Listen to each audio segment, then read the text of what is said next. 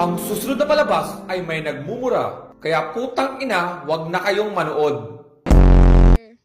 Hi, ako si Baby Bear. Wala akong pake. Pero ako si Doray. At ako naman si Unggoy. So ano naman kabaklaan ang kailangan mo? Gusto ko sana makauwi na sa amin at makita ang aking nanay at ang aking kapatid. Maaari niyo ba akong ihatid, ha? Sure. Oo naman. Yay, group, ha? Nakakatawa. Ay, may pagong. Mukhang hindi sila makaalis kasi hindi niya magising yung anak niyang tatanga-tanga. Tulungan natin gisingin ang kanyang anak.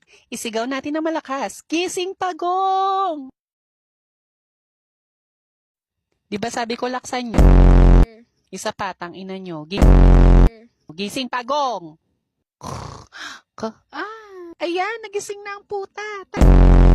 Tara na. Yay! Saan kaya ang daan papunta sa bahay ng lintik na baby bear na ito? Pag pinili mo ang pula, ibig sabihin tanga ka. O sa asul? Saan kaya? Tut! Tama! Sa asul! Tara na, ihatid na natin ang mukhang unggoy na bear na ito. Oo nga, mas mukha pa siyang unggoy kesa sa akin. Ganon. Tara na. Mama! Mama!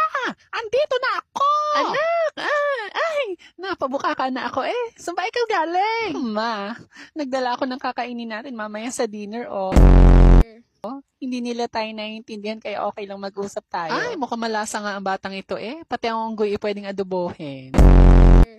Bitch, what are you saying? What's up? Halika na, ma. O siya, ihanda mo na ang talyasi at ako na magagayat.